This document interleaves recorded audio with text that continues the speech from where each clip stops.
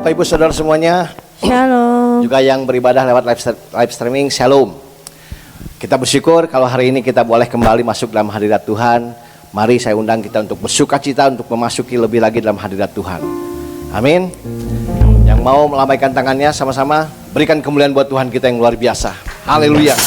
Saya undang makin berdiri. Kita akan lebih lagi memuji Tuhan dengan hati yang penuh sukacita, dengan hati yang bersorak-sorai. Amin. Haleluya. Yuk sama-sama tepuk tangan buat Tuhan kita yang luar biasa baik. Haleluya.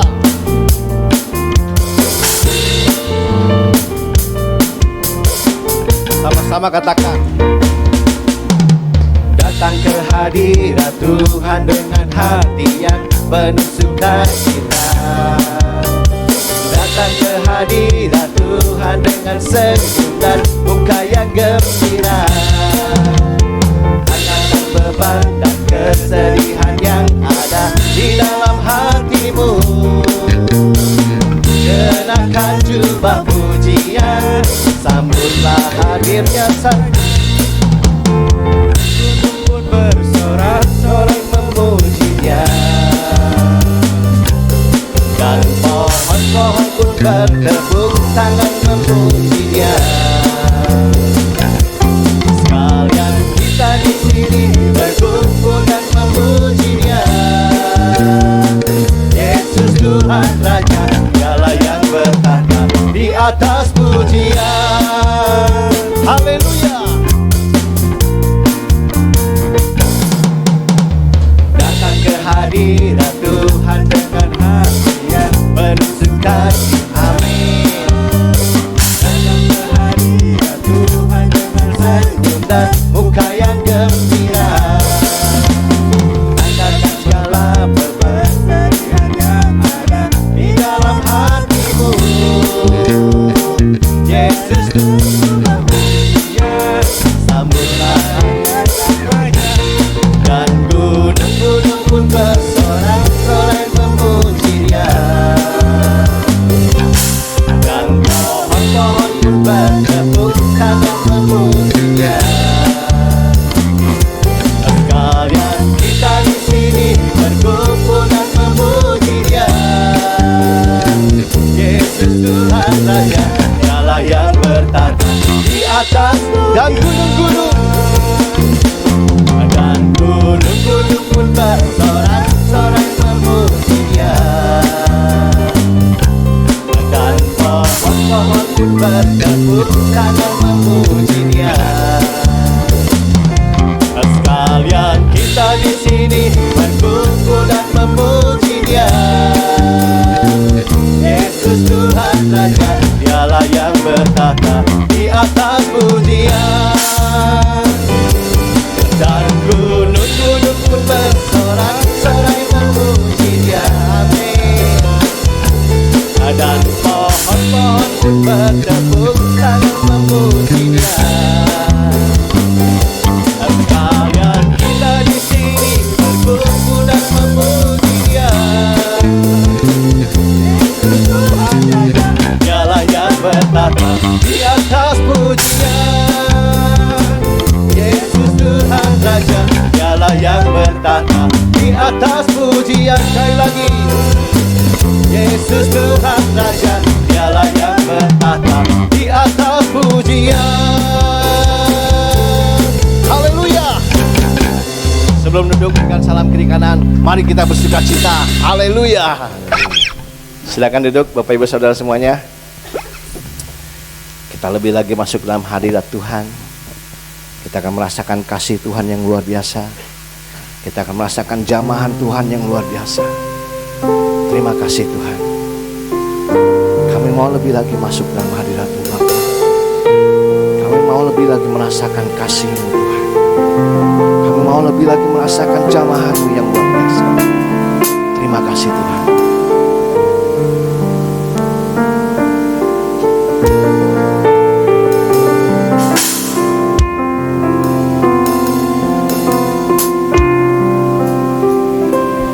Penuhi hatiku dengan hadir-Mu. Ku rindu memandang wajah-Mu, oh Tuhan, dalam kekudusan-Mu. Bawa ku dekat dalam hati-Mu. Ku rindu mendengar suara-Mu, oh Tuhan, dalam kudus-Mu sekarang. Ku rasakan kasih-Mu dan indahnya kekudusan-Mu. Penuhi dengan kasih-Mu, diam di hadirat-Mu. Ku mengangkat tanganku dan ku bersyukur menyembah-Mu. Penuhi dengan kasih-Mu, diam di hadirat-Mu.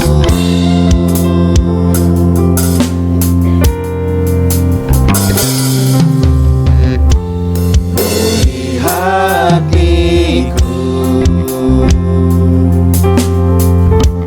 dengan hadir-Mu.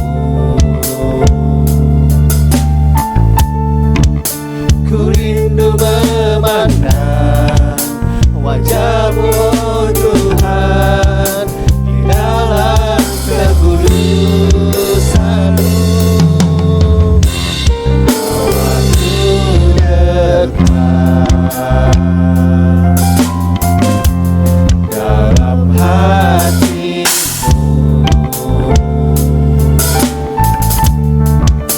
Ku rindu mendengar suara-Mu, oh Tuhan, di tempat kudus-Mu sekarang. Ku rasakan kasih-Mu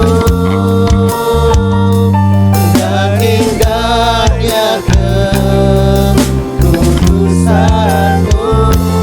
Penuhi dengan kasih-Mu, diam di hadirat-Mu. Ku mengangkat tanganku dan ku bersyukur menyembah-Mu. Penuhi dengan kasih-Mu, diam di hadirat-Mu.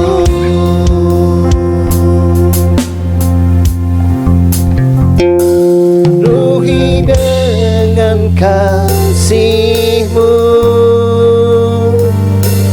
dengan kekudusan-Mu. Penuhi dengan kasih-Mu, diam di hadirat-Mu. Ku mengangkat tanganku dan ku bersyukur menyembah-Mu. Penuhi dengan kasih-Mu, diam di hadirat-Mu.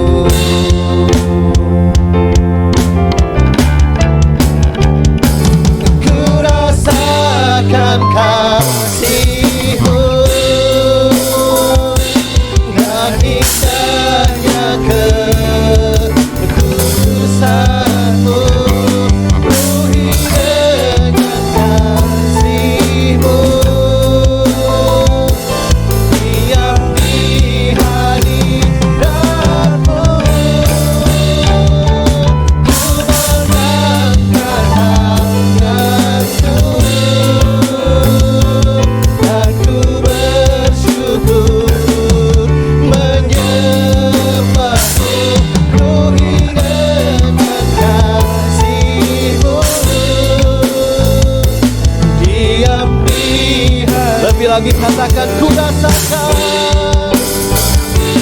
Ku rasakan kasih-Mu dan indahnya ketulusan-Mu. Penuhi dengan kasih-Mu, diam di hadirat-Mu.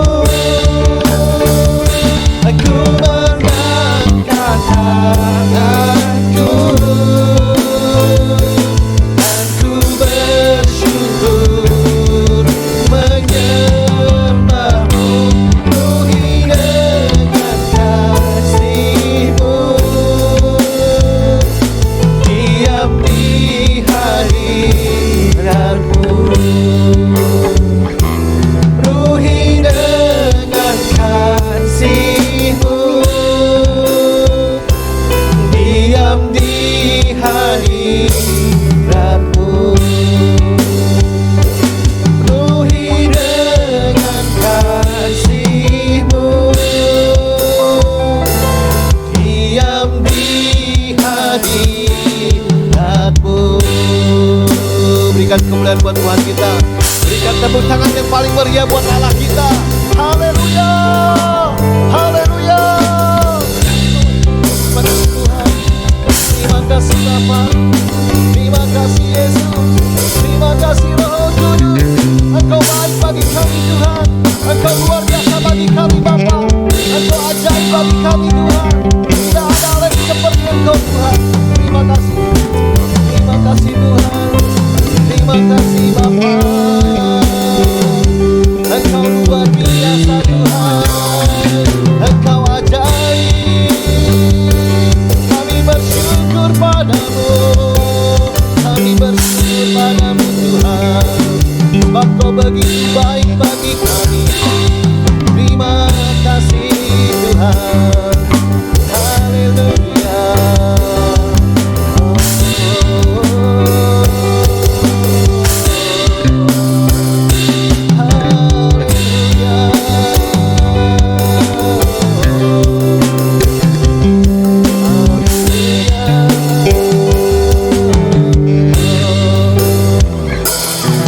Terima kasih Tuhan, terima kasih Bapa, sebab Kau baik, Engkau baik. Terima kasih Tuhan, terima kasih Bapa. Haleluya.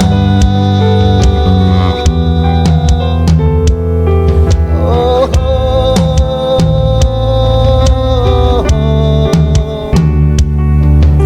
terima kasih Tuhan buat segala kebaikan-Mu dalam hidup kami Tuhan. Terima kasih buat segala perbuatan-Mu yang ajaib bagi kami Tuhan. Terima kasih buat segala yang Kau lakukan dalam setiap kehidupan kami. Karena kami tahu dalam segala hal Engkau turut bekerja untuk mendatangkan kebaikan bagi kami yang percaya dan mengasihi Engkau Tuhan. Terima kasih Bapa. Sebab itu kami tidak akan pernah berhenti untuk terus memuji-muji nama-Mu Tuhan, untuk terus menyembah Engkau Tuhan, untuk terus meninggikan nama-Mu Tuhan. Dengan segenap hati kami Bapa, dengan segenap jiwa kami Tuhan, dengan segenap kekuatan kami Tuhan, kami mau lebih lagi terus memuji Engkau Tuhan. Kami mau terus lebih lagi tinggikan nama-Mu Bapa, sebab tidak ada hal yang seperti Engkau Tuhan. Engkau sungguh sumber kekuatan bagi kami Bapa, Engkau sungguh sumber pengharapan bagi kami Tuhan. Engkau satu-satunya yang kami andalkan Tuhan. Terima kasih Tuhan. Dan kami percaya Tuhan, ketika kami percaya kepada Engkau, Engkau berkarya dalam setiap kehidupan kami Tuhan. Sebab firman-Mu berkata, diberkatilah orang yang mengandalkan Tuhan, yang menaruh harap percaya kepada Engkau. Terima kasih Tuhan. Terima kasih Bapa. Terima kasih. Biar di tempat ini terus nama-Mu ditinggikan. Biar di tempat ini terus nama-Mu diagungkan. Dan firman-Mu yang berkata, ketika nama-Mu ditinggikan, ketika nama-Mu diagungkan, Engkau sendiri yang menarik jiwa-jiwa datang Tuhan. Sebab itu kami percaya Tuhan, tempat ini oleh karena perkenanan-Mu, oleh karena kasih-Mu, oleh karena anugerah-Mu akan dipenuhi dengan jiwa-jiwa Tuhan. Terima kasih Bapa. Pujilah nama-Mu Tuhan, dahulu, sekarang, sampai selama-lamanya. Di dalam nama-Mu Tuhan Yesus kami berdoa mengucap syukur. Mari yang percaya sama-sama katakan amin. Haleluya. Mari saudara saya undang bangkit berdiri kembali. Kita akan lebih lagi memuji Tuhan. Kita sudah diberi kuasa oleh Tuhan, amin. Kuasanya dahsyat, kuasanya luar biasa bagi kita. Dan kemari kita akan puji ini dengan sepenuh hati, dengan sepenuh jiwa. Haleluya.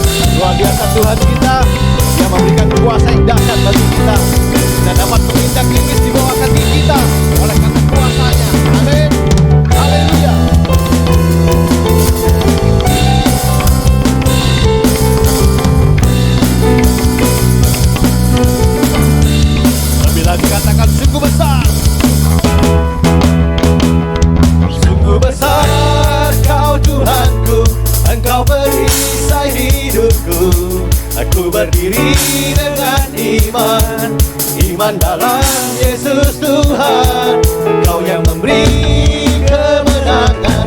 Aku bersorak merayakan, terpujilah Engkau Raja. Lebih lagi katakan sungguh besar, sungguh besar Engkau Tuhanku, Engkau perisai hidupku.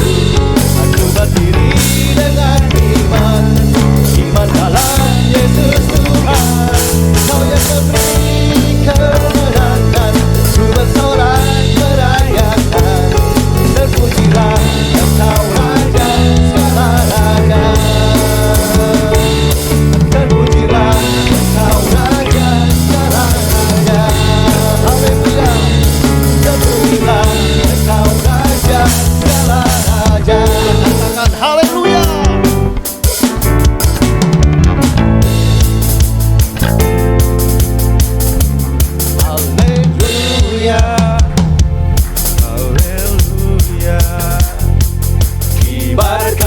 Panjinya Yesus Raja segala raja. Haleluya.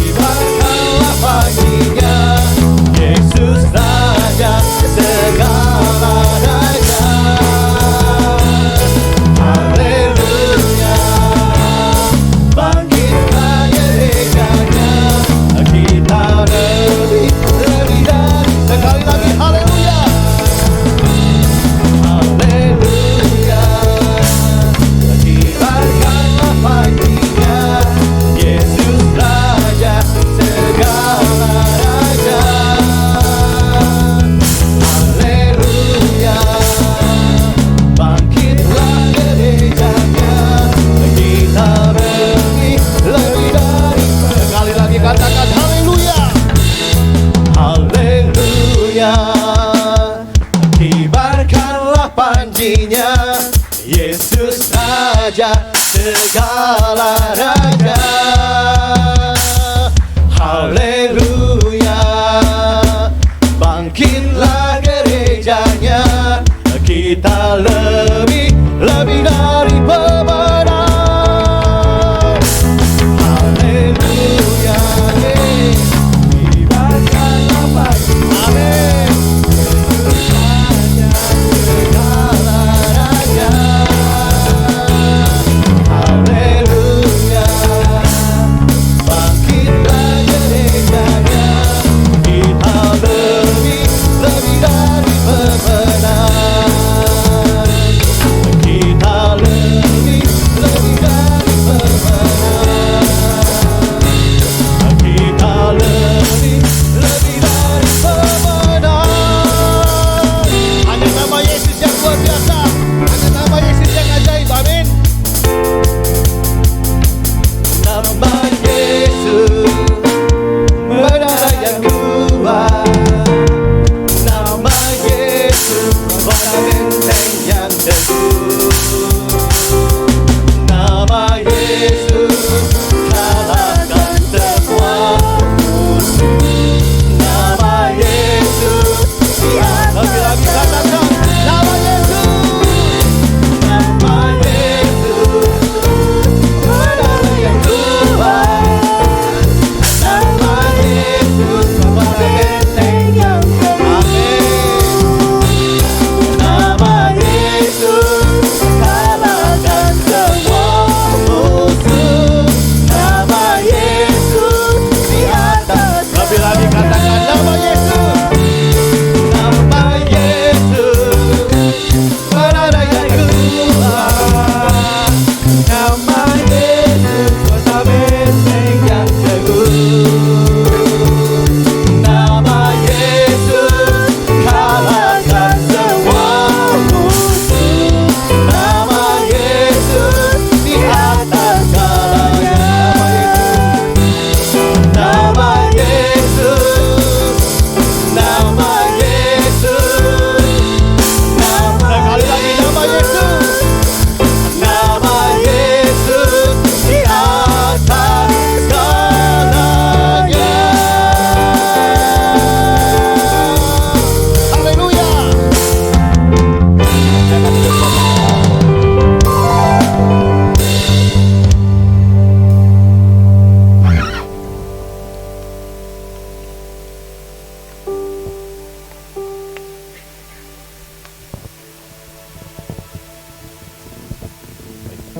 Kita akan persiapkan hati kita untuk firman Tuhan. Kita angkat terlebih dahulu pujian Tuhan ada dan melihat.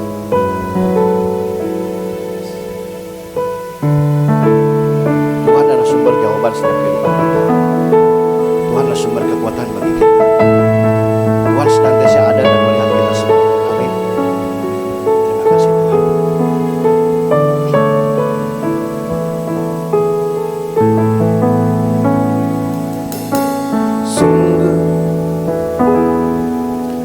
Sungguh Tuhanlah jawaban dan berkekuatan di saat tak berdaya. Dia yang memegang tanganku. Sungguh Tuhanlah menara dan kubu pertahanan di saat jiwaku berseru.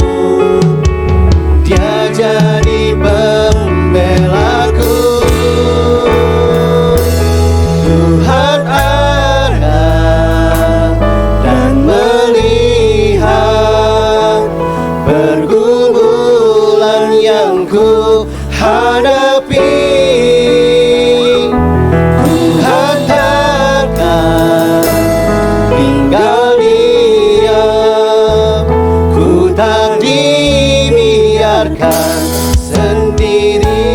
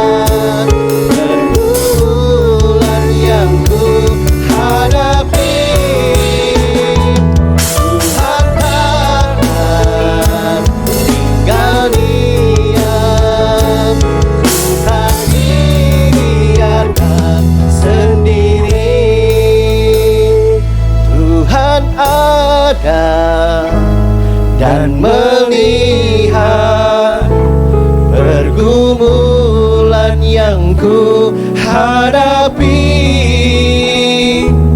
Tuhan takkan tinggal diam, ku tak dibiarkan sendiri. Tuhan ada dan melihat pergumulan yang ku hadapi, Tuhan takkan tinggal diam, ku tak dibiarkan sendiri. Mari saudara saya undang bangkit berdiri semuanya. Tuhan ada dan melihat pergumulan yang ku hadapi, Tuhan takkan tinggal diam, ku tak dibiarkan sendiri. Tuhan ada dan melihat pergumulan yang ku hadapi, Tuhan takkan tinggal diam, ku tak dibiarkan sendiri, ku tak dibiarkan sendiri, ku tak dibiarkan sendiri.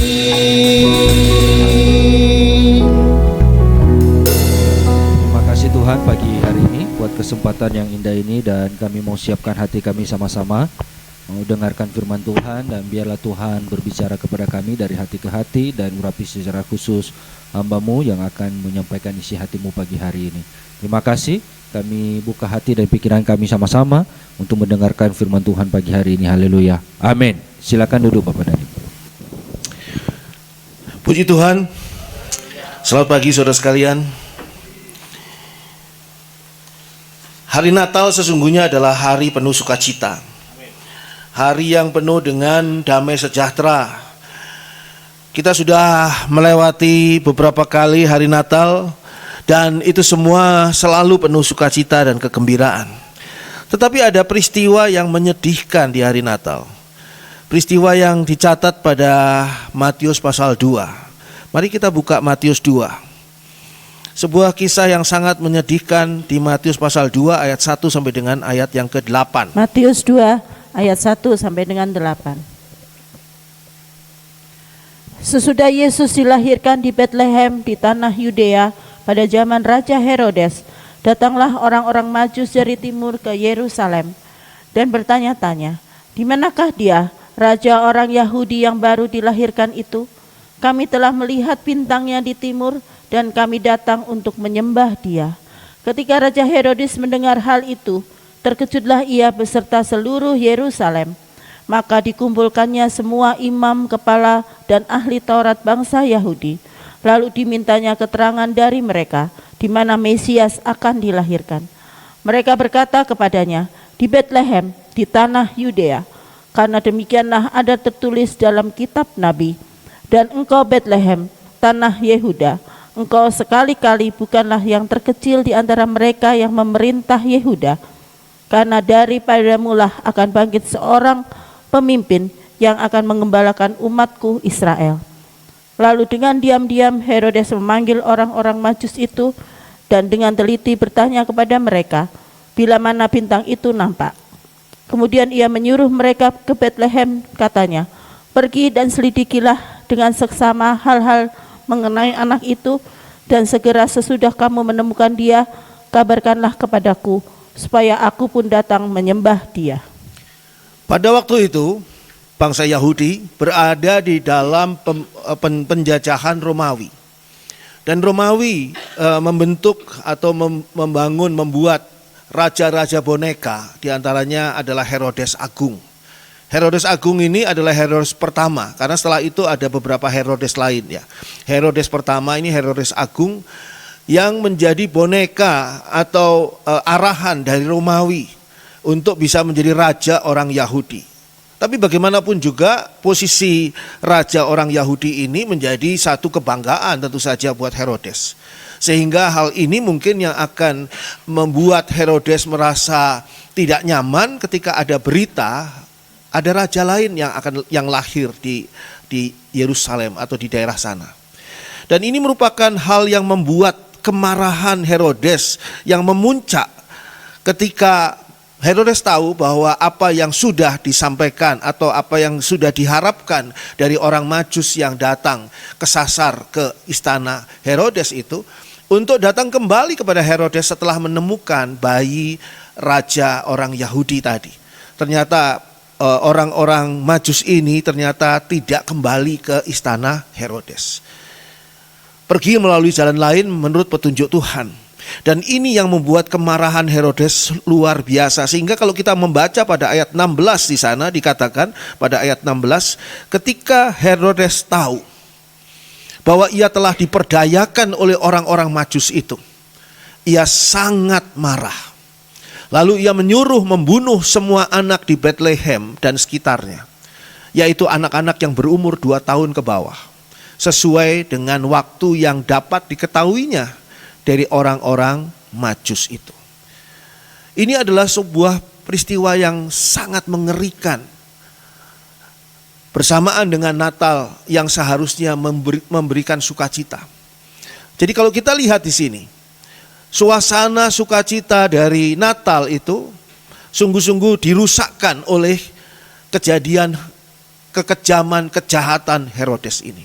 Saudara bisa bayangkan kalau saudara salah satu dari ibu atau ayah dari anak bayi yang pada waktu itu belum berusia 2 tahun dan tidak mengerti cerita apa-apa, tidak tahu kisah apa-apa, tidak tahu apa penyebabnya. Tiba-tiba tentara Herodes datang dan membunuh bayi itu. Bayi yang tentu saja tidak berdosa, tentu saja tidak bersalah apa-apa. Orang tuanya juga tidak tahu kenapa terjadi hal seperti ini. Hal ini adalah hal yang sangat-sangat mengerikan. Dan mungkin pada waktu itu Tuhan Yesus berusia lebih kurang 11 bulan.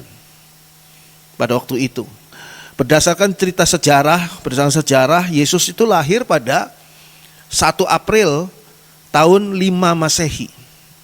Dan ini merupakan hal yang masih tidak semua setuju, tapi berdasarkan sejarah Herodes Agung ini meninggal tahun 4 sebelum Masehi karena gagal ginjal.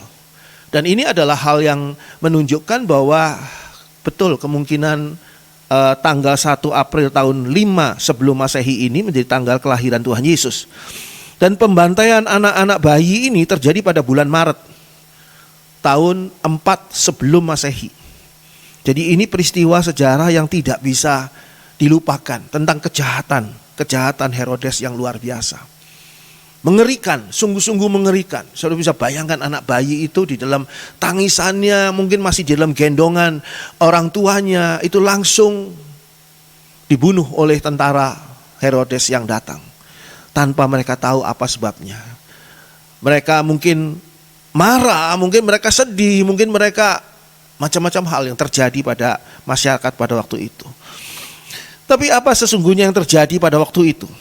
Pertama adalah kalau kita baca pada ayat 3, Herodes itu tidak tahu tentang kelahiran Yesus. Ketika Raja Herodes mendengar hal itu, terkejutlah ia beserta seluruh Yerusalem. Berarti apa yang disampaikan oleh orang Majus yang datang ke Yerusalem untuk mencari bayi raja orang Yahudi ini, tentu saja orang Majus ini di dalam logikanya berpikir bahwa bayi dari raja orang Yahudi tentunya lahir di istana. Sehingga mereka dalam logika mereka tidak salah mereka datang ke tempat itu, istana itu yang ternyata dihuni oleh Herodes. Dan terkejutlah Herodes mendengar hal ini. Artinya Herodes tidak pernah tahu tentang kelahiran Yesus. Gambarannya ini adalah orang-orang dunia tidak pernah tahu tentang kelahiran Yesus, tidak pernah tahu tentang makna Natal. Orang mungkin tahu Natal itu peristiwa apa. Natal itu adalah memperingati tentang sesuatu kejadian. Kejadian apa mungkin orang banyak yang tahu. Tapi orang tidak tahu makna dari Natal. Ini adalah kesempatan yang luar biasa bagi saudara dan saya untuk memberitahukan kepada mereka. Kalau mereka dibuka dengan perkataan, apakah kamu tahu Natal? Tahu. Mereka mengerti, orang-orang dunia ini. Tapi tahu nggak apa makna Natal? Mungkin mereka nggak tahu, dan itu kesempatan kita untuk menjelaskan tentang makna Natal. Tentang tujuan Tuhan Yesus, Allah menjadi manusia untuk menebus dosa dari umat manusia. Dan ini adalah satu kesempatan yang baik. Jadi Natal ini sebetulnya adalah kesempatan yang baik. Banyak orang yang biasanya dalam satu tahun itu tidak pergi ke gereja. Tapi kalau Natal biasanya maulah diajak ke gereja. Mungkin keluarga, teman, relasi dan sebagainya. Ayo Natal yuk ke gereja. Nah ini kesempatan untuk kita menceritakan tentang apa yang menjadi kasih Allah yang luar biasa untuk menebus dosa umat manusia. Dunia tidak pernah mengetahui tentang makna Natal. Yang kedua adalah dikatakan pada ayat 2, orang-orang Majus ini bertanya tentang raja. Perhatikan di sana, dan bertanya-tanya di manakah dia, raja orang Yahudi yang baru dilahirkan itu. Kami telah melihat bintangnya di timur dan kami datang untuk menyembah dia. Jadi ini berdasarkan hal yang logis di dalam pikiran orang-orang Majus ini.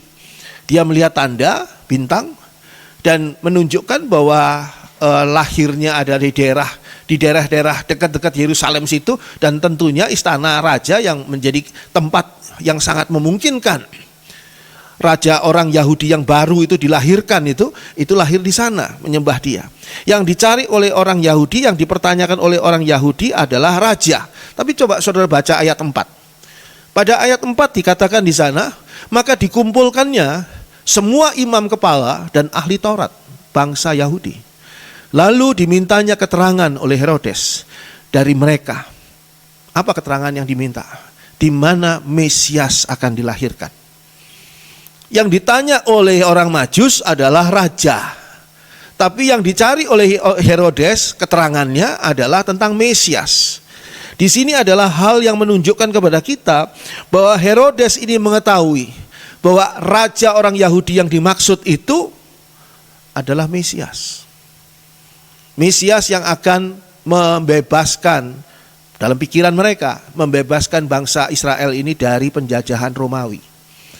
Jadi ini tentu saja adalah hal yang sangat ditunggu. Ini bukan seorang raja yang lain, bukan hanya raja pengganti Herodes, tapi raja yang akan menjadi Mesias. Makanya Herodes bertanya, mana Mesias itu? Di mana Mesias itu lahir? Pada ayat 4 ditanya begitu.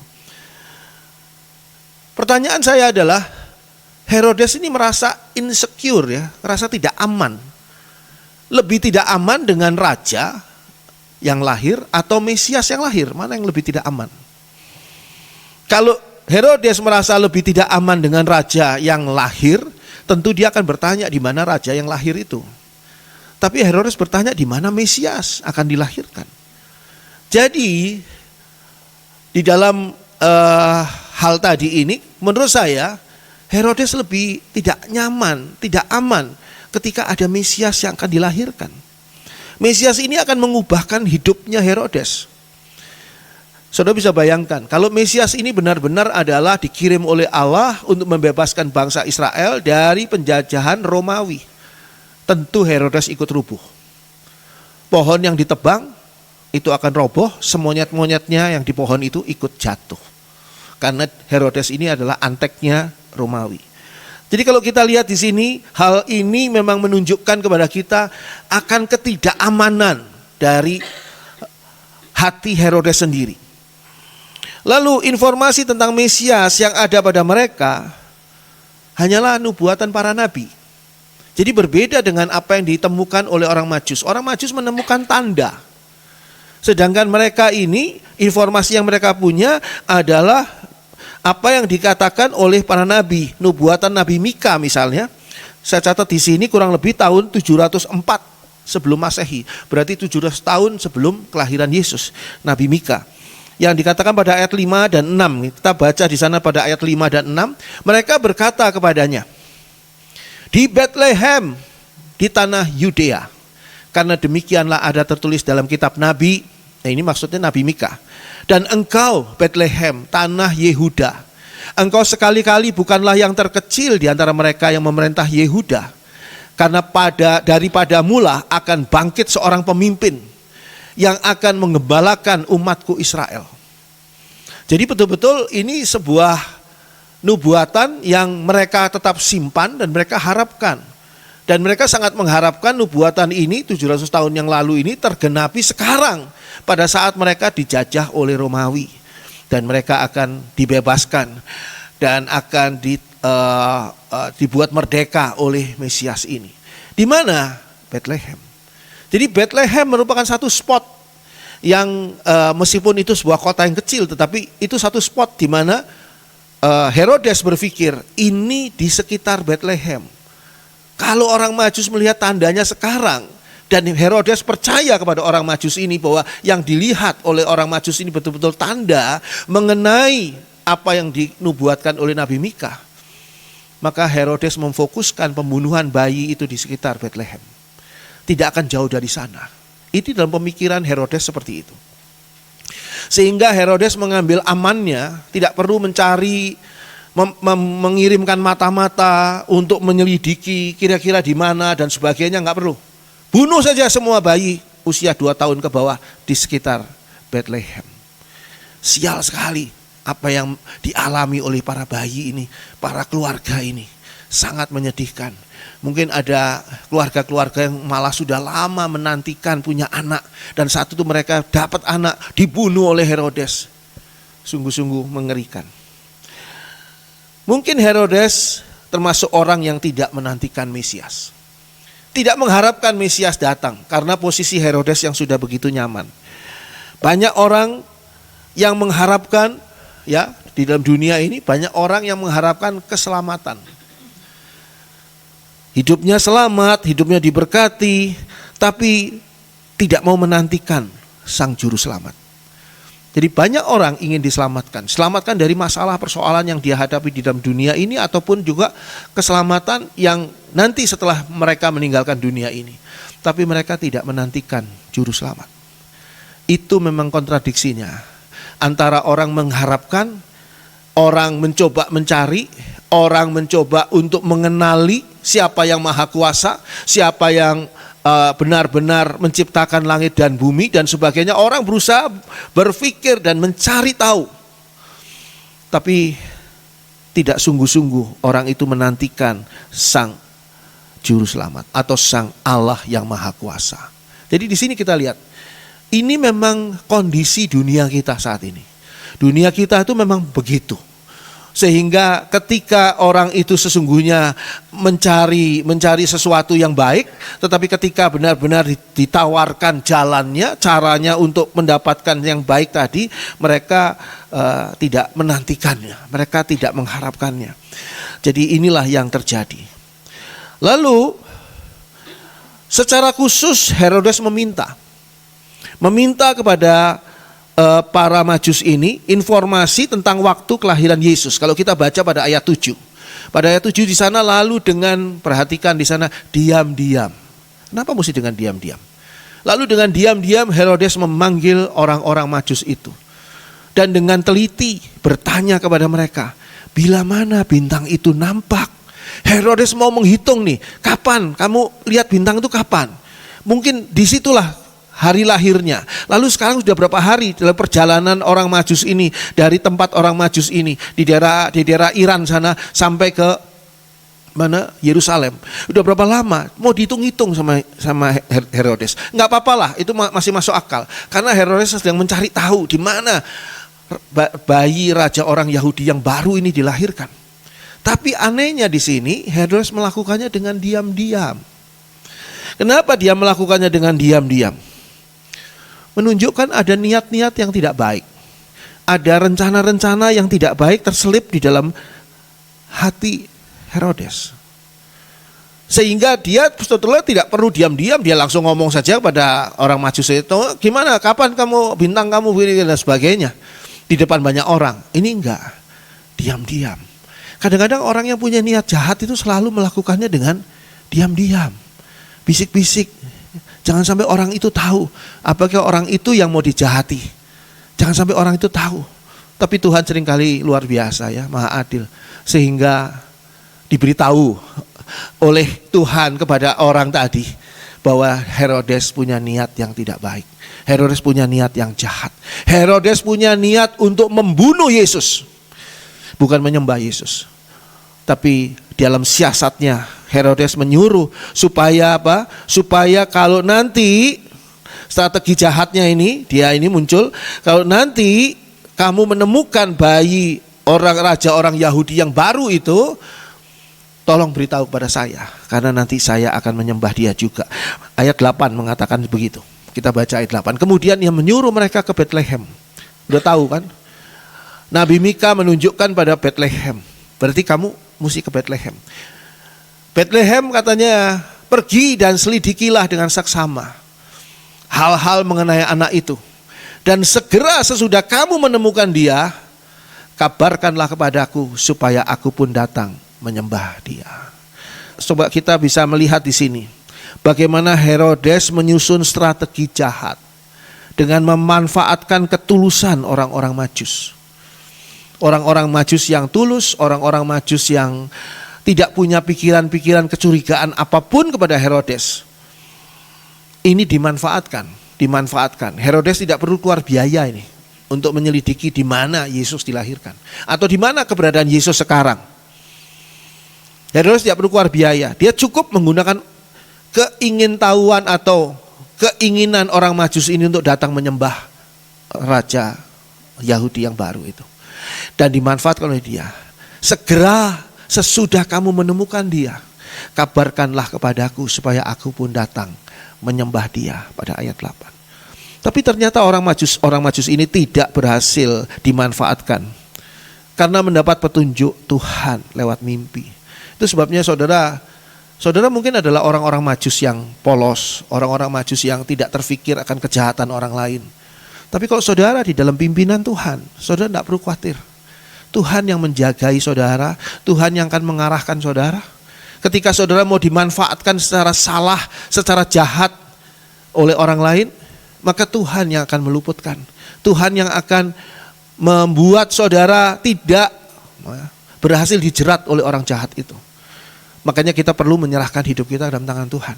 Karena kita tidak tahu apa yang ada dalam pikiran orang itu. Mungkin orang itu adalah orang dekat kita. Orang itu adalah orang yang kita sangat tidak curiga kepada orang tadi. Orang dekat kita itu ternyata punya niat-niat, rencana-rencana yang buruk dan jahat. Dan rencana buruk dan jahat itu akan melibatkan kita, memakai kita. Apalagi sekarang ya, zaman sekarang ini banyak sekali hal yang mau menjebak orang untuk. Saudara kalau pergi ke airport atau saudara turun dari pesawat, turun dari kereta api, turun dari bis misalnya. Saudara mungkin mengamankan tas saudara. Jangan sampai ada barang saudara dari tas itu diambil orang, gitu kan? Dicuri orang, dompet atau yang lain-lain. HP misalnya. Tapi yang berbahaya sekarang bukan barang yang dicuri orang dari tas saudara. Orang memasukkan barang ke dalam tas saudara itu lebih berbahaya. Karena setelah melewati pemeriksaan nanti ternyata di dalam tas saudara ada barang-barang terlarang. Saudara jadi ditahan. Dan saudara ngomong, saya nggak kenal barang itu, bukan barang saya. Petugasnya bilang, maling kalau ngaku penuh penjara katanya. Saudara dianggap adalah orang yang sedang mau menyelamatkan diri saudara. Itu bisa kena dan bisa menjadi masalah besar buat saudara. Orang yang memasukkan barang tadi ke tas saudara itu menunggu saudara di luar sana. Dengan harapan kalau saudara sudah melewati petugas jaga, maka amanlah saudara untuk diambil tasnya, dicuri, dirampas, dibegal, diambil barang tadi yang harganya nilainya itu jutaan. Dan itu adalah barang terlarang. Nah, kita lihat di sini, banyak sekali cara-cara orang mau memanfaatkan orang lain dengan niat jahat. Bahkan kadang-kadang orang itu punya pikiran-pikiran dan kecurigaan yang jahat kepada orang yang sebetulnya tulus, yang sebetulnya baik. Dan hal tadi, orang yang punya pikiran jahat kepada orang yang tulus tadi, seperti Herodes ini, punya pikiran yang jahat kepada para Majus ini, itu yang akan membuat orang Majus ini mengalami kondisi-kondisi yang kalau terjadi itu mengalami kondisi yang pasti buruk.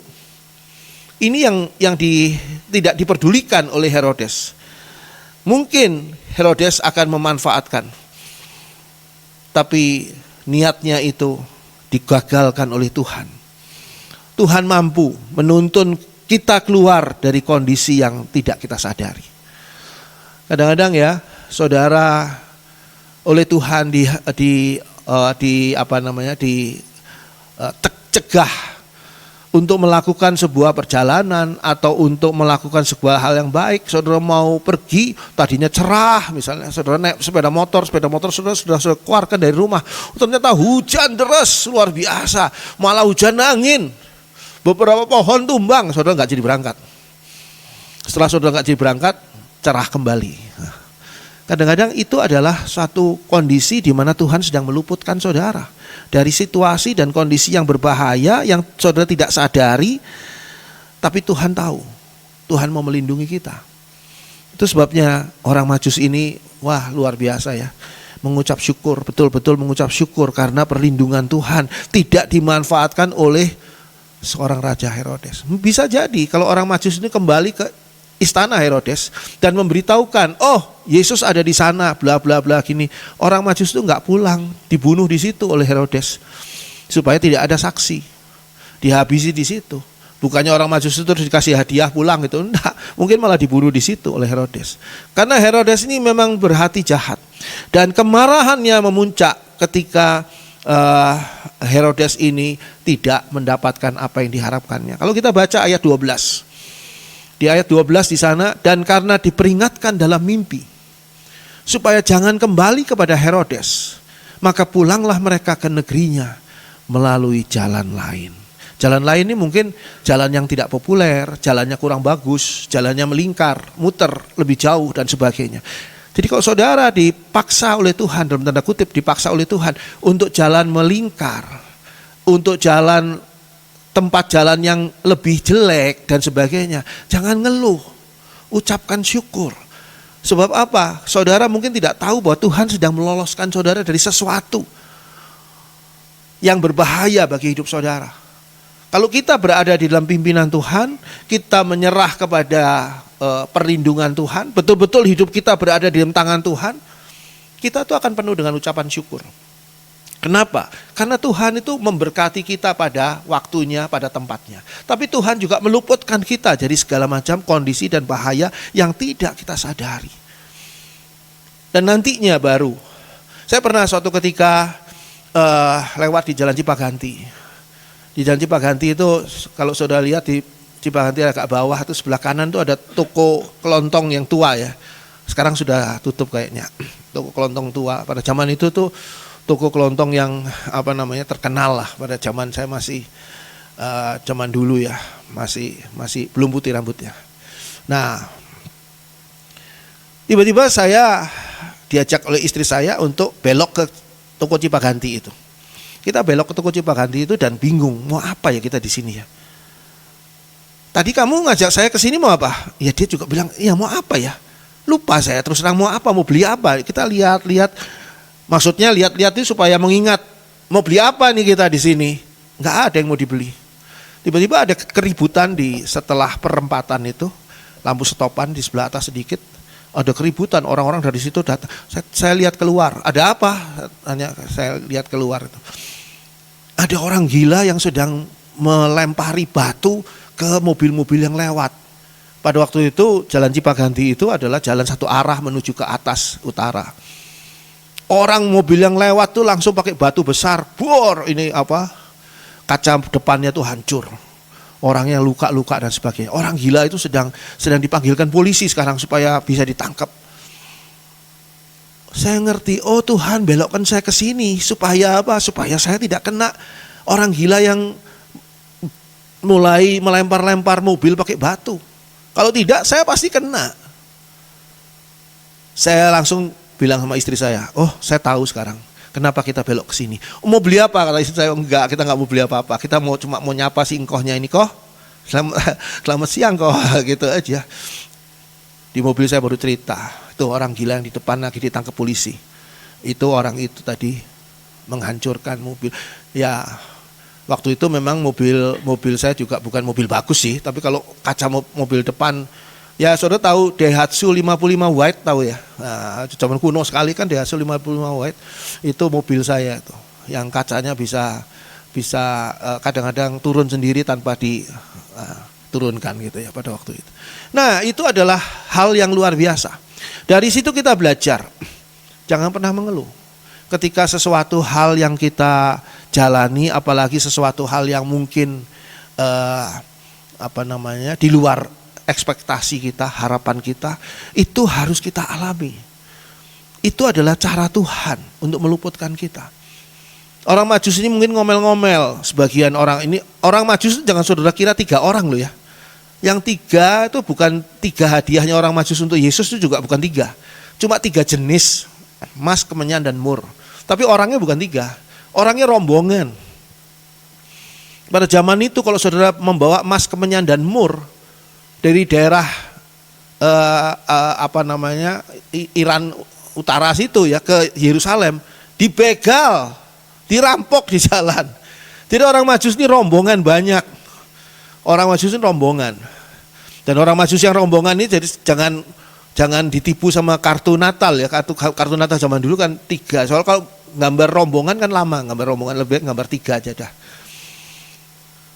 Hadiahnya juga bukan 3 kan, biasanya kan ada gambarnya tuh, orang Majus menyerahkan hadiah ke bayi Yesus cuma 3 gitu. Enggak.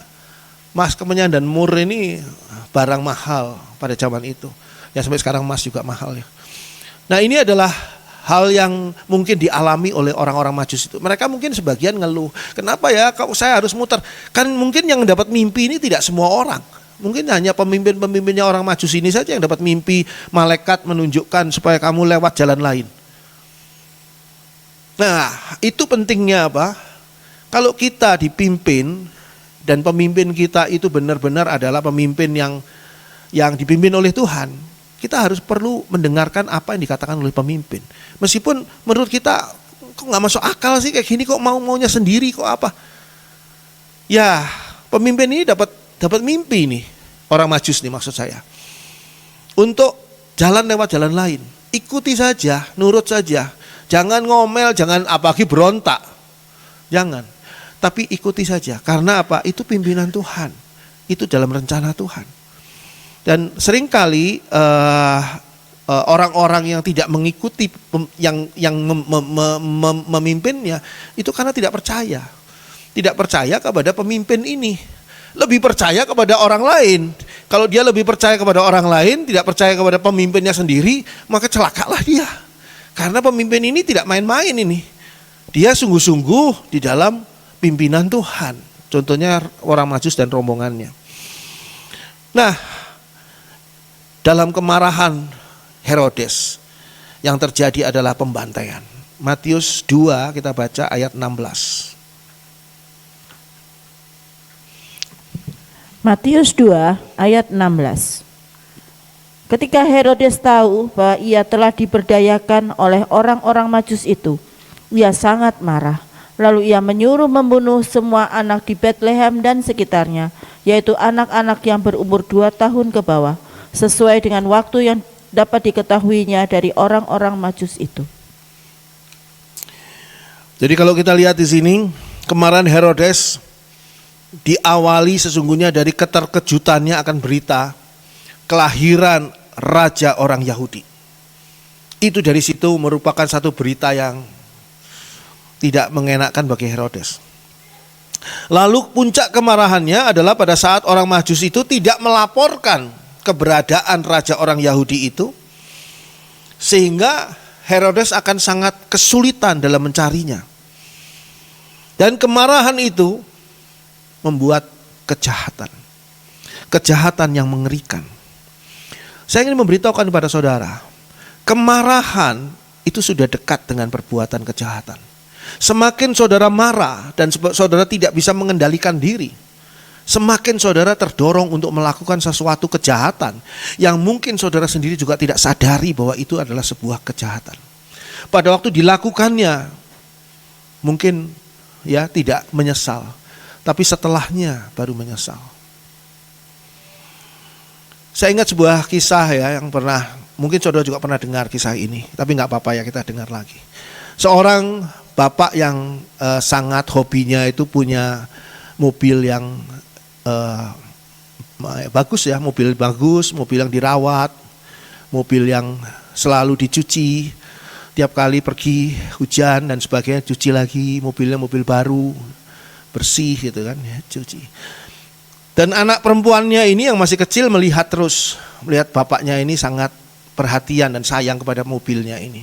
Suatu ketika si bapak ini pulang dari kantor dan kecapean, mobil ditaruh aja di depan, belum sempat dicuci. Tapi bapak ini sudah lelah sekali sehingga dia pergi tidur dulu. Si anak perempuan ini punya satu niat yang sangat baik. Dia mau membantu papahnya untuk mencuci mobil ini. Tapi dia belum pernah belajar bagaimana caranya mencuci mobil ini. Pakainya lap yang mana, shampoo-nya yang mana, dia juga tidak pernah tahu. Ya, dalam pengetahuan anak ini dia ambil ember, dia coba ambil lap setahunya dia, dan dia coba cuci mobil tadi. Tapi ternyata hasil cucian dari anak ini menimbulkan baret ya di badan mobil ini, di cat mobil ini tergores-gores banyak hal. Mungkin lapnya ada pasirnya atau ada apa. Pada waktu dia belum selesai mencuci, bapaknya bangun dan bapaknya ngelihat anak ini tersenyum kepada bapaknya. Dia mungkin menunggu bapaknya akan memuji dia karena dia sudah membantu bapaknya ini, ayahnya ini. Tapi ternyata ayahnya marah besar karena mobil yang disayanginya ini sekarang penuh dengan coretan-coretan, cacat, baretan-baretan. Marah besar, dan kemarahan itu membuat dia tidak bisa menguasai diri, tidak punya pikiran, tidak sempat lagi berpikir menganalisa kenapa ini bisa terjadi. Anak itu diseret, dipukul tangannya dengan tongkat kayu sampai akhirnya kedua tangan anak ini itu hancur dan tidak bisa ditolong. Anak ini cacat sampai selama-lamanya karena kesalahan yang dia lakukan ini. Bapaknya menyesal setelah itu. Minta maaf pada anaknya, menangis-nangis di depan anaknya karena anaknya tidak bisa lagi melanjutkan les piano, tidak bisa lagi menulis, tidak bisa lagi mengerjakan apapun karena jari-jarinya, tangannya hancur dipukul oleh kayu di dalam kemarahan. Sudah tahu di dalam kemarahan itu tenaga orang itu lebih besar, sehingga dengan emosi menghajar, menghantam dan tidak ada batasnya, tidak tahu batasnya. Dan itu merupakan satu penyesalan yang luar biasa. Tapi apa gunanya? Kejahatan sudah terjadi. Dan kejahatan yang terjadi ini karena apa? Karena kemarahan. Kemarahan itu normal gak? Kemarahan itu emosi kita. Dan itu adalah reaksi yang sebetulnya normal-normal saja. Kita perlu sadari bukan masalah kemarahannya, tapi masalahnya kita bisa menguasai gak kemarahan itu. Sebab kalau kita tidak bisa menguasai kemarahan itu, maka kemarahan itu yang akan menguasai kita. Coba kita buka Mazmur. Mazmur 37. Kita buka Mazmur 37. Mazmur 37 ayat 8 dan ayat 9.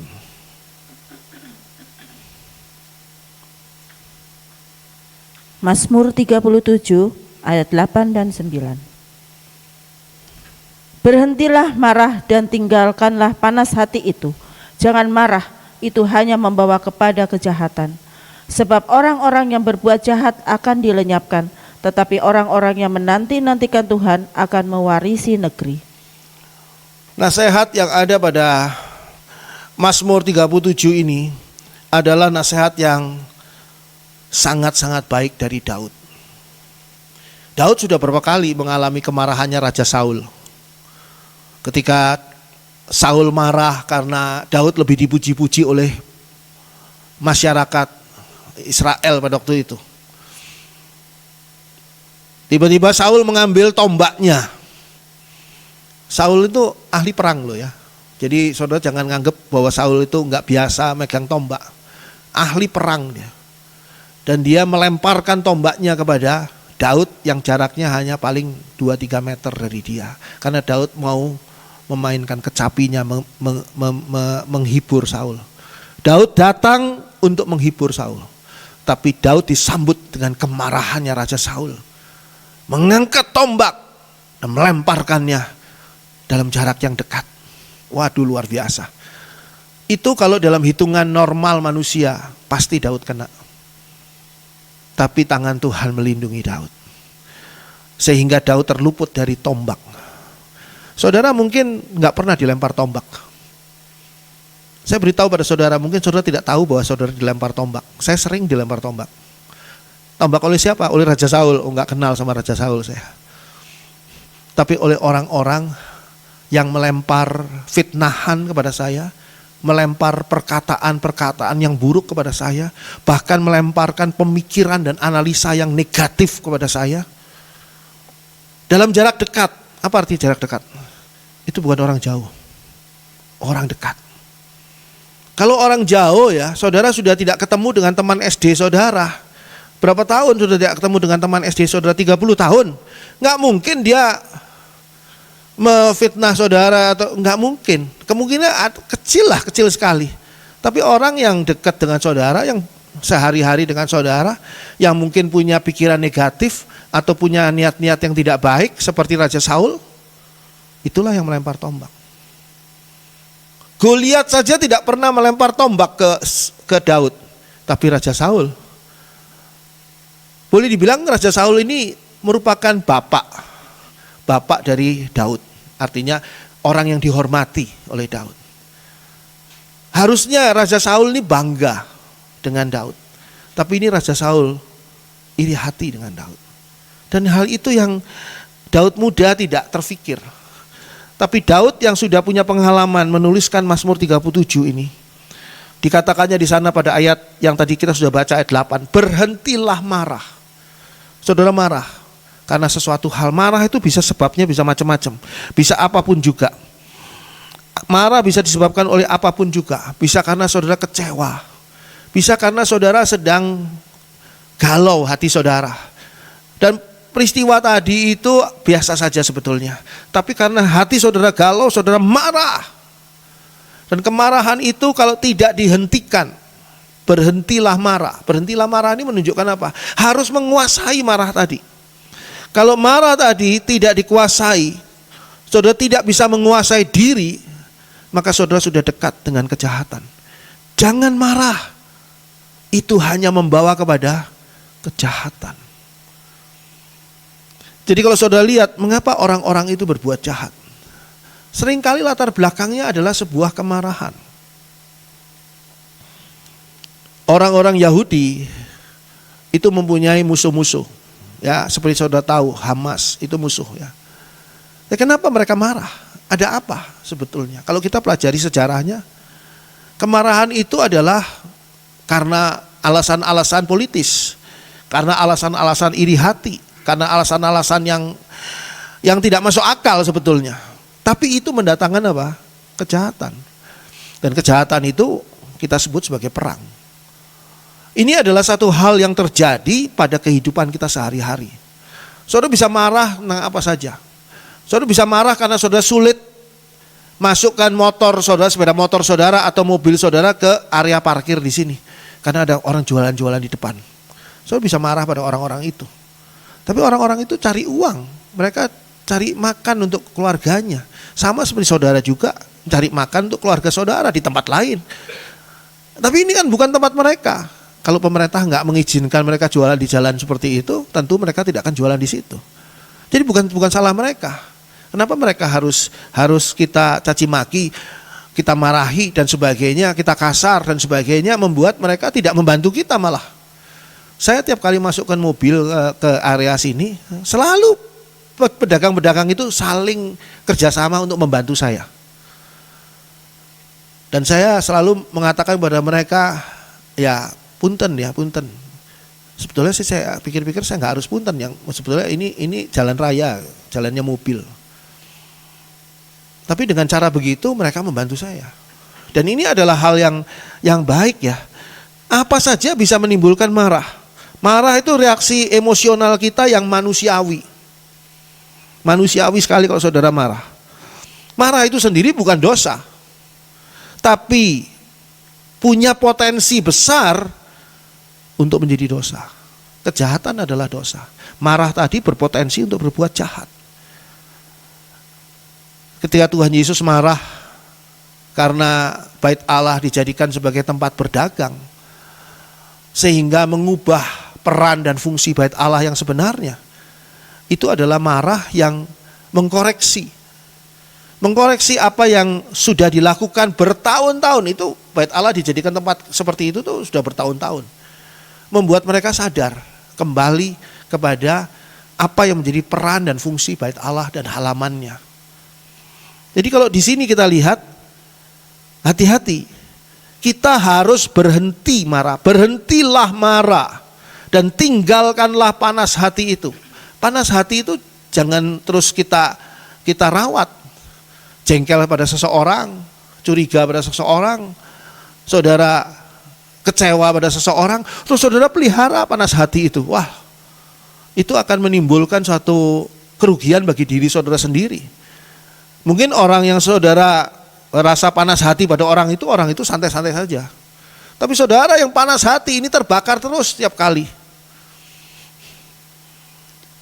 Apalagi kalau saudara punya pengalaman, pacar saudara dulu direbut orang lain gitu. Diserobot sama orang, ditikung sama orang lain gitu. Siapa nama orang itu? Wah, misalnya namanya Andri gitu ya, orang itu. Maka saudara akan marah sama tiap orang yang bernama Andri. Dan saudara akan menemui ternyata satpam namanya Andri, kasir namanya Andri, ketemu sama orang ini, kenalkan ini Bapak Andri, semua orang ternyata namanya Andri, dan membuat saudara semakin mendidih di dalam hati saudara karena ingat pada si Andri itu. Saudara bertobat datang ke gereja, pendetanya Andri juga, parah nih, parah betul. Jadi ini adalah satu hal yang menyiksa diri sendiri. Tinggalkanlah panas hati itu. Siapa yang bisa membebaskan kita dari panas hati? Kita sendiri yang bisa membebaskannya, yaitu tinggalkanlah. Apalagi ketika saudara marah dan punya panas hati kepada pasangan hidup saudara. Saudara mau tidak mau tinggal bersama dengan dia. Saudara mau tidak mau saudara sudah membina hubungan dengan dia. Memang sebuah pernikahan adalah sesuatu yang misterius. Beberapa waktu yang lalu saya ngobrol dengan seorang hamba Tuhan ya. Saudara bisa bayangkan. Hamba Tuhan ini tentu menikah dengan seorang wanita baik-baik. Dengan wanita yang ideal. Apalagi dia menikah setelah dia jadi hamba Tuhan. Jadi baik-baik kan. Tapi ternyata satu dan lain hal yang saya tidak bisa ceritakan di sini, si istrinya ini stres. Dan istri yang stres ini tiba-tiba rumahnya hamba Tuhan ini bersama gereja itu berdampingan gitu. Tiba-tiba istrinya masuk ke dalam gereja pada saat ibadah dengan kondisi telanjang. Karena stres. Saudara bisa bayangkan hamba Tuhannya lagi khotbah, istrinya masuk dengan telanjang. Ngeri sekali. Malu dan marahnya luar biasa. Saya bertanya pada dia, kamu marah pada siapa? Apakah itu memang kejadian yang dikehendaki oleh istrimu? Mungkin istrimu tidak sadar apa yang dia lakukan loh. Dia hanya diperalat.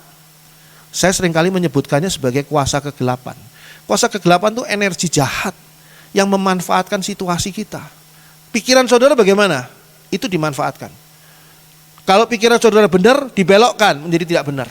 Kalau pikiran saudara salah, diteruskan. Itu kuasa kegelapan. Coba renungkan. Kamu tidak menikah dengan perempuan gila kan? Tapi sekarang dia menjadi seorang yang seperti itu, apa sebabnya? Pernikahan memang misterius. Kita tentu tidak menikah dengan kondisi orang-orang yang seperti itu. Tapi ketika berjalannya waktu, ya puji Tuhan kalau ternyata semuanya berjalan dengan baik, ada kerikil-kerikil sedikit yang tidak baik tapi kemudian jadi baik, ya puji Tuhan. Tapi kalau Tuhan izinkan, terus saudara mau nyalahi siapa? Mau nyalahkan siapa? Nah, itu luar biasa. Ini adalah hal yang membuat kita tuh harus ingat pada firman Tuhan. Dikatakan tadi pada ayat 9, sebab orang-orang yang berbuat jahat akan dilenyapkan, tetapi orang-orang yang menanti-nantikan Tuhan akan mewarisi negeri. Dosa atau kejahatan yang dilakukan juga termasuk kejahatan yang dilakukan karena kemarahan akan mengundang penghukuman Allah. Selalu saya ingatkan kepada semua, ketika saudara dan saya yang sudah percaya Tuhan Yesus melakukan sebuah dosa, kita bisa minta ampun sama Tuhan dan Tuhan mengampuni kita. Tapi ada hukum tabur tuai, jangan lupa. Jadi kalau saudara sekarang berbuat dosa, katakanlah membunuh orang, minta ampun sama Tuhan, Tuhan pasti ngampuni. Tapi tabur tuai saudara harus alami. Ditangkap polisi, dihukum mungkin 15 tahun karena pembunuhan berencana. Itu tidak bisa dihindari. Tidak bisa katakan, Tuhan saya sudah bertobat, kenapa saya masih dihukum? Tabur tuai. Saudara berhutang, dikejar-kejar penagih hutang, Tuhan ampuni saya berhutang. Padahal firman Tuhan katakan saya jangan berhutang, Tuhan ampuni. Tapi apa saudara jadi nggak usah bayar hutang karena sudah diampuni. Ketika ditagih lagi, loh saya sudah diampuni sama Tuhan, kamu tuh apa sih, cuma manusia biasa, Tuhan aja ngampuni saya, masa kamu nggak ngampuni saya? Ya saudara mungkin mendapat ya bogeman dari orang yang memberi hutang pada saudara, ya harus tetap bayar. Tabur tuai loh, hati-hati. Jadi hati-hati, kemarahan ini menimbulkan kejahatan dan kejahatan itu akan menuai. Kalau saya membaca ya memang mungkin tidak ada hubungan langsung. Tahun 4 sebelum Masehi itu terjadi pembantaian bayi-bayi oleh Herodes. Kapan Herodes tua ini, Herodes pertama atau Herodes Agung ini meninggal dunia karena gagal ginjal? Kapan? Tahun 4 sebelum Masehi. Jadi menurut pikiran saya ya, setelah dia membantai bayi-bayi itu, dia mengalami gagal ginjal. Itu adalah hal-hal yang tidak bisa dihindari karena memang sebab orang-orang yang berbuat jahat akan dilenyapkan. Hati-hati. Jahat itu bisa variasinya macam-macam. Dimulai dari sebuah niat yang jahat, niat yang tidak baik, sampai eksekusi kejahatan itu dilaksanakan. Tapi orang-orang yang menanti-nantikan Tuhan akan mewarisi negeri. Jadi menggambarkan di dalam satu ayat ini ya, bahwa orang jahat itu karena tidak menanti-nantikan Tuhan. Dia mau bertindak sendiri untuk mengatasi atau untuk membalas dendam atau untuk apapun juga menghukum orang yang dianggapnya salah. Tapi kalau orang menantikan Tuhan, dia akan mewarisi negeri. Negeri yang diwarisi itu bukan negeri di dunia ini. Dan ini adalah hal yang perlu kita perhatikan. Kita harus bisa menguasai kemarahan kita. Jangan sampai kemarahan kita yang menguasai kita. Amsal 3, kita baca Amsal 3 ayat 29.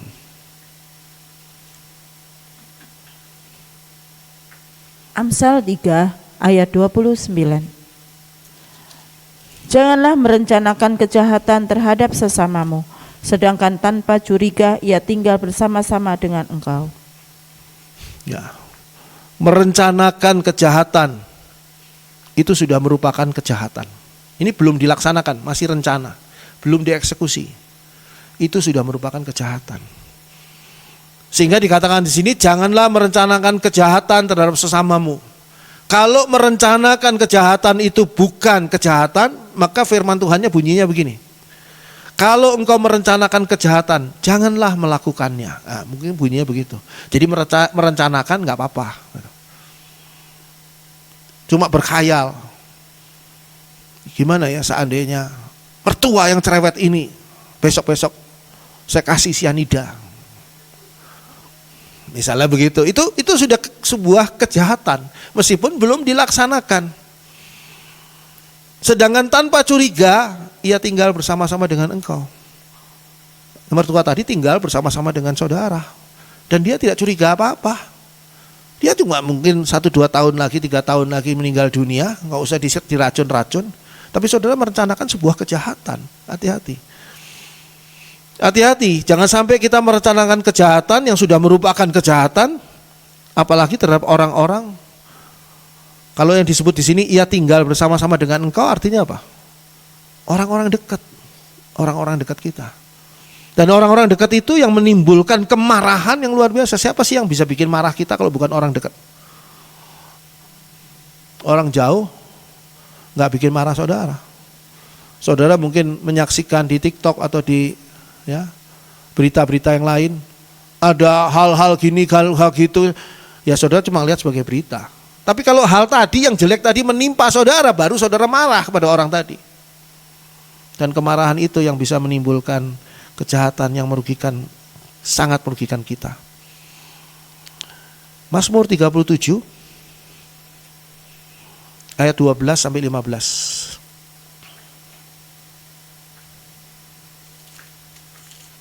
Mazmur 37 ayat 12 sampai dengan 15. Orang fasik merencanakan kejahatan terhadap orang benar dan menggertakkan giginya terhadap dia. Tuhan menertawakan orang fasik itu, sebab ia melihat bahwa harinya sudah dekat. Orang-orang fasik menghunus pedang dan melentur busur mereka, dan untuk merobohkan orang-orang sengsara dan orang-orang miskin, untuk membunuh orang-orang yang hidup jujur. Tetapi pedang mereka akan menikam dada mereka sendiri, dan busur mereka akan dipatahkan. Ini adalah tanda-tanda di akhir zaman, bahwa orang fasik merencanakan kejahatan terhadap orang benar. Siapa orang fasik? Orang fasik itu bukan orang kafir. Orang fasik itu adalah orang yang tahu tentang Tuhan tapi tidak peduli pada Tuhan. Itu orang fasik. Kalau orang kafir nggak tahu ada Tuhan. Tapi orang fasik adalah orang yang tahu ada Tuhan tetapi tidak peduli pada Tuhan. Merencanakan kejahatan terhadap orang benar dan menggertakkan giginya terhadap dia. Artinya gemes, benar-benar dendam, benar-benar marah pada orang benar. Mungkin karena mereka orang benar loh.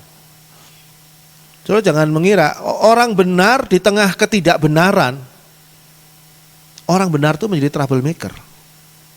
Karena ketidakbenaran yang sudah stabil, yang sulut, yang tenang, yang aman damai, jadi tidak aman damai karena ada orang benar di tengah-tengahnya. Jadi saudara akan dibenci karena saudara melawan arus. Dikatakan pada ayat 13, Tuhan menertawakan orang fasik itu. Tuhan tahu apa yang direncanakan, masih di dalam pikiran orang fasik itu, Tuhan tahu. Tuhan menertawakan orang itu. Sebab orang itu tidak tahu bahwa harinya sudah dekat. Hari akhir dari orang fasik itu tidak dekat. Sudah dekat. Ayat 14. Orang-orang fasik menghunus pedang dan melentur busur mereka untuk merobohkan orang-orang sengsara dan orang miskin, untuk membunuh orang-orang yang hidup jujur. Nah, ini sudah eksekusi. Tadi rencana, sekarang sudah eksekusinya. Digambarkan di sini menghunus pedang dan melentur busur. Saudara mungkin tidak sadar berapa banyak busur panah yang diarahkan kepada saudara pada hari ini. Saudara tidak sadar. Makanya kita perlu sekali berada dalam perlindungan Tuhan. Kita jadi target. Target siapa? Tadi dikatakan, target yang sungguh-sungguh kita tidak duga.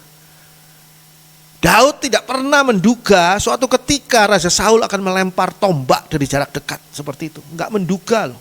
Daud tahu Raja Saul kurang-kurang senang sama dia, tapi enggak menduga akan melempar tombaknya. Itu enggak menduga sekali. Kita juga tidak menduga, ternyata orang-orang ini yang dekat dengan kita sedang membidikkan panah kepada kita dan sudah menarik busur, tinggal melepaskan. Tapi orang-orang itu tidak ingat bahwa kita itu adalah orang-orang yang berada dalam perlindungan Tuhan. Ayat 15. Tetapi pedang mereka akan menikam dada mereka sendiri dan busur mereka akan dipatahkan. Jadi hal yang buruk tadi akan menimpa diri mereka sendiri. Dan kondisi itu adalah kondisi yang pasti terjadi. Karena apa? Karena ketika orang fasik merencanakan kejahatan terhadap kita orang benar, saat itu Tuhan menunjukkan perlindungannya. Dulu saya punya seorang pegawai di rumah, seorang ibu-ibu yang bertobat menerima Tuhan Yesus sebagai Tuhan dan Juru Selamat, lalu saya baptis. Dan dia bekerja di rumah saya berdua dengan suaminya. Suaminya belum menerima Tuhan Yesus sebagai Juru Selamat, dan malah suaminya marah karena istrinya kok jadi Kristen. Nah, suami ini tiap kali hari Minggu ada ibadah, waktu itu masih ibadah di tempat saya, itu istrinya ikut duduk sebagai jemaat di dalam, suaminya di luar sebagai penjaga mobil dan sepeda motor di luar. Tapi di luar dia juga dengar firman Tuhan, puji-pujian dan sebagainya di dalam. Dia dengar dan dia marah. Oke. Saya tahu bahwa dia tidak suka istrinya ini menjadi Kristen. Saya juga menunggu waktu, kapan ya Tuhan saya bisa mengajak suaminya untuk menjadi Kristen. Suatu ketika suaminya ini jatuh kelojotan di depan saya dengan memegang dadanya yang kesakitan luar biasa. Waduh, saya pikir ini mungkin ada gangguan jantung ini atau apa. Dibawalah dia ke klinik, diperiksakan, nggak ada apa-apa. Semuanya baik-baik saja, tapi dia masih kesakitan, mengerang-erang. Aduh. Oke. Saya bawa pulang, saya bilang, mau nggak kamu didoakan? Saya pikir ini kesempatan yang baik ini untuk memperkenalkan Tuhan Yesus kepada dia, mengajak dia terima Tuhan Yesus. Mau nggak kamu didoakan? Tapi saya doanya dalam nama Tuhan Yesus supaya kamu disembuhkan. Mau Pak, mau. Orang biasanya kalau sudah kepepet gitu mau apa saja mau. Akhirnya saya doakan. Setelah didoakan, selesai berdoa, saya tidak punya karunia sebetulnya dalam kesembuhan dan sebagainya. Tapi bukan berarti kita doa tidak didengar oleh Tuhan. Saya minta Tuhan sembuhkanlah orang ini, dan ternyata dia sembuh. Sudah lega. Dalam kondisi lega itu dia duduk di bawah dan dia menangis. Loh, kenapa? Kamu kan sudah sembuh, kenapa menangis? Kamu kan sudah tidak sakit lagi. Pak, saya itu punya rencana jahat kepada Bapak. Saya kemarinnya pergi ke dukun dan minta untuk mencelakai Bapak, yaitu dia mengatakan dia itu minta supaya dukun tadi mengerjai saya supaya jantung saya mengkeret.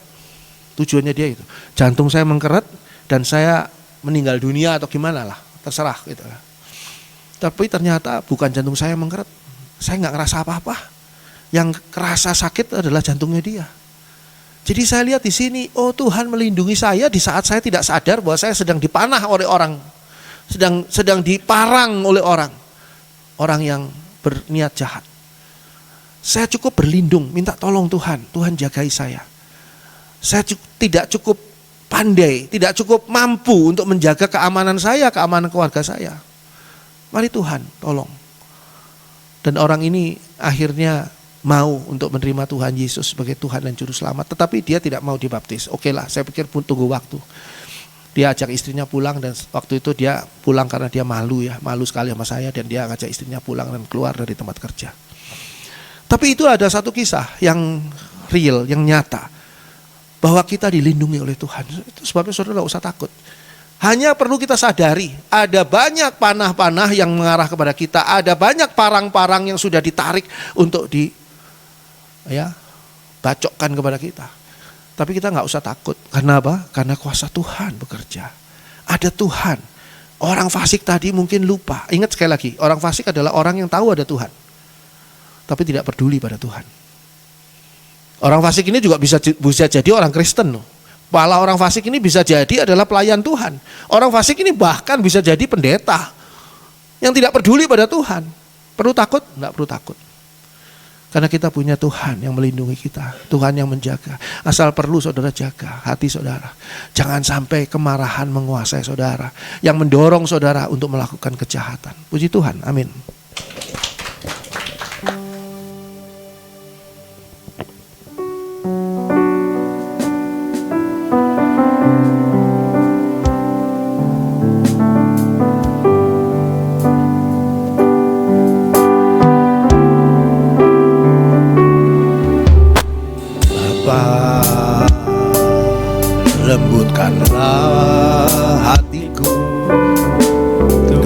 dapat lebih mengasihimu. Bapa, bentuklah diriku, bentuklah diriku untuk dapat menjadi saksi dan mengerti rencanamu, rencanamu di dalam hidupku. Jadikan aku semakin indah di hadapanmu. Terima kasih Yesus. Terima kasih Yesusku. Terima kasih Yesusku. Puji syukur hanya bagi Tuhanku.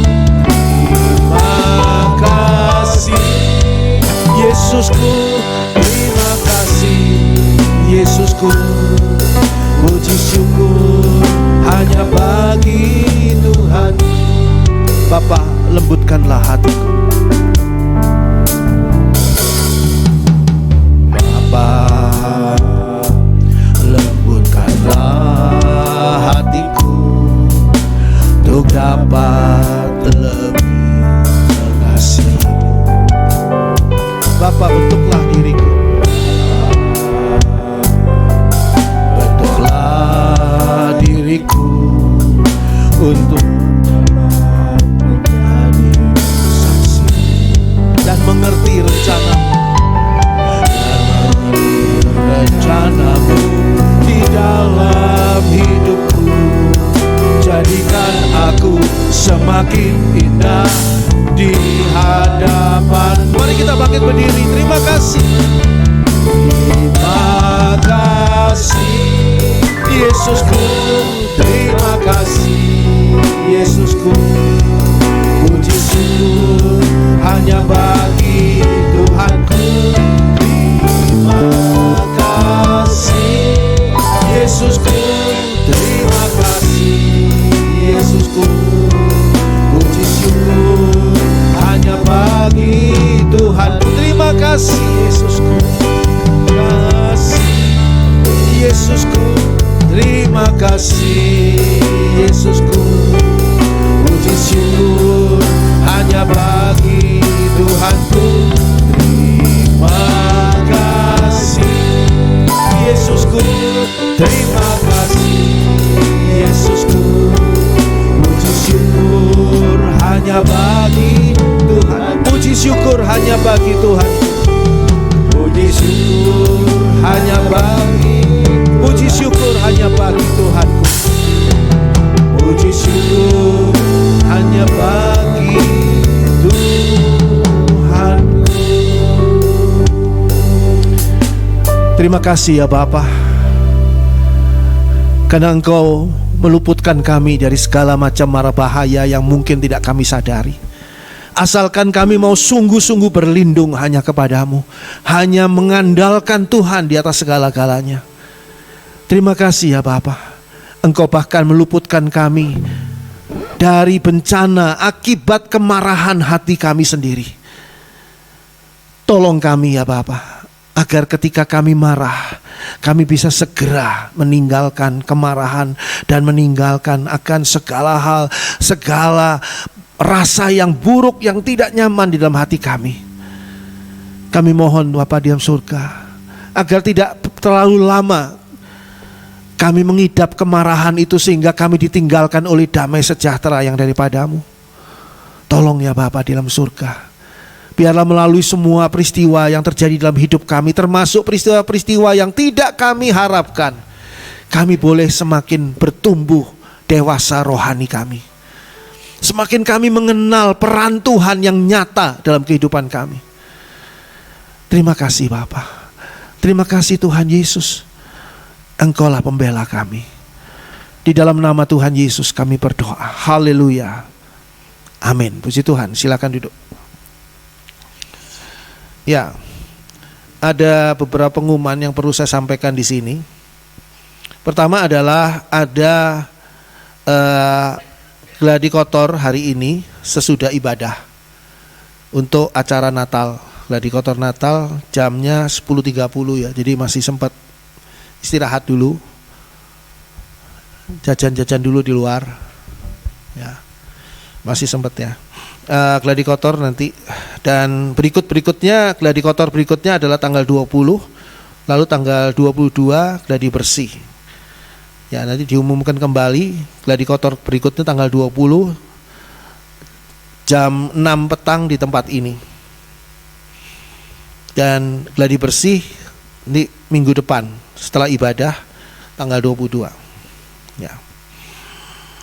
Lalu diumumkan juga bahwa Hotel Vio mengadakan donor darah dan pemeriksaan kesehatan gratis bagi saudara yang ingin mendonorkan darah dan memeriksa kesehatan secara gratis. Silakan datang pada tanggal 23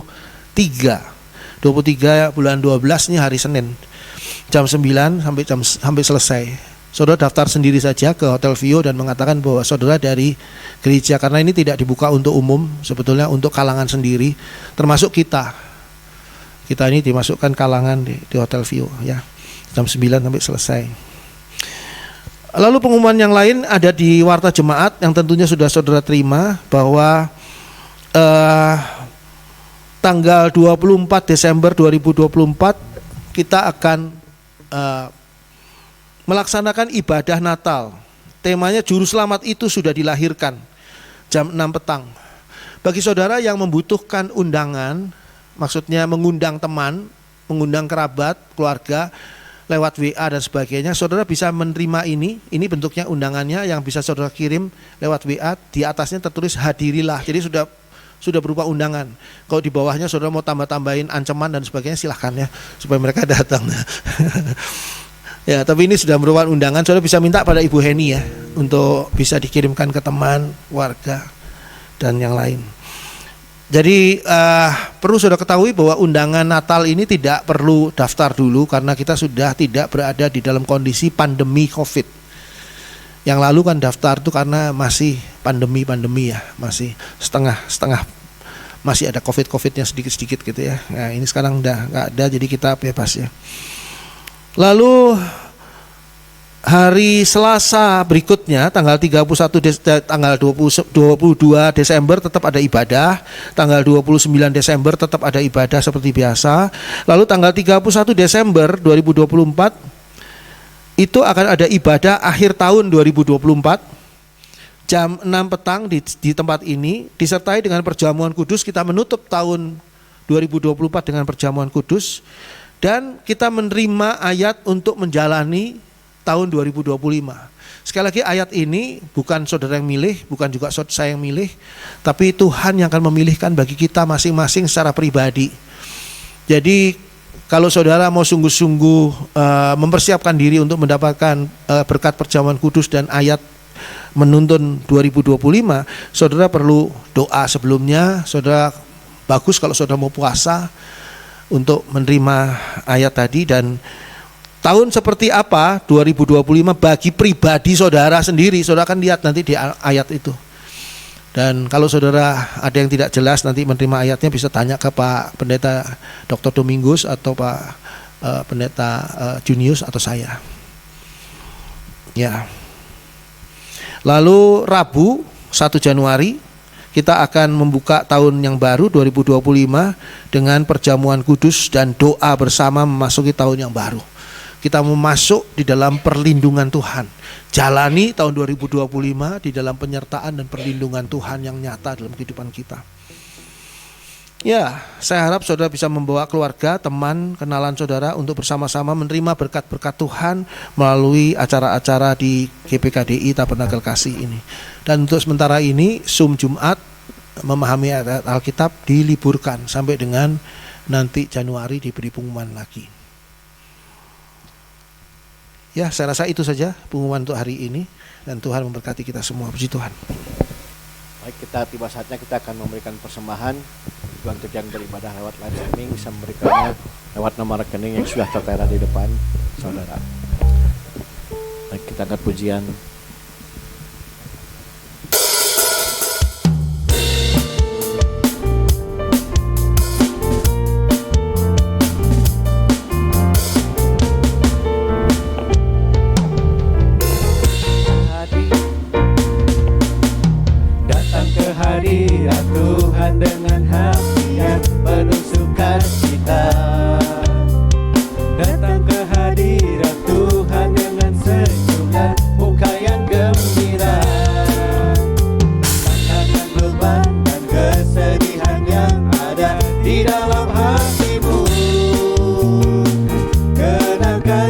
Nyanyilah pujian sambut hadirnya Sang Raja, dan gunung-gunung pun bersorak-sorai memuji Dia,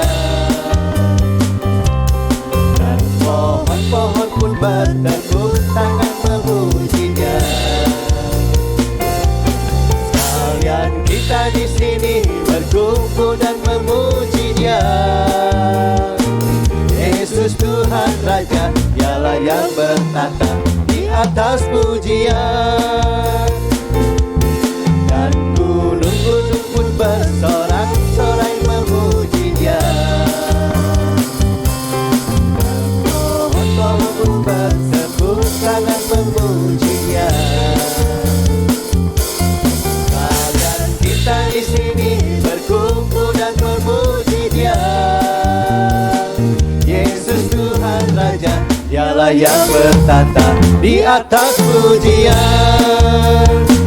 Yesus Tuhan Raja, Dialah yang bertata di atas pujian. Yesus Tuhan Raja, Dialah yang bertata di atas pujian. Saudara bangkit berdiri.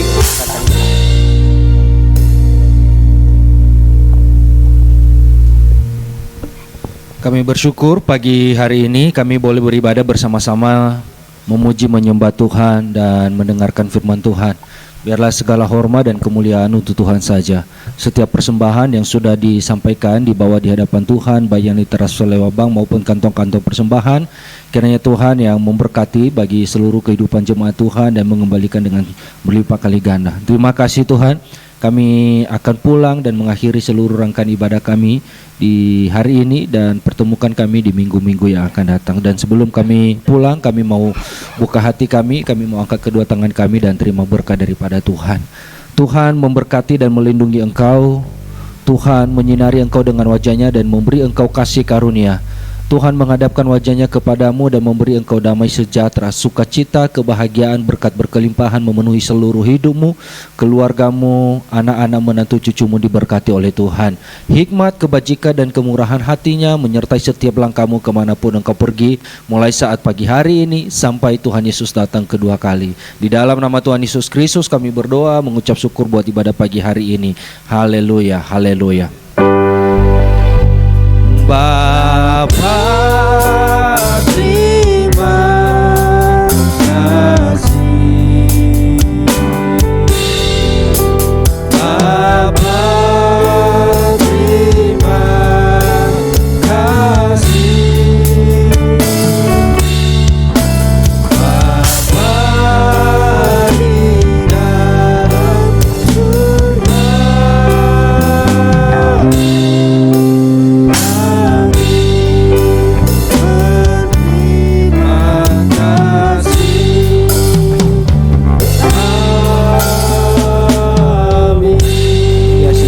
kita bersatu dulu sejenak.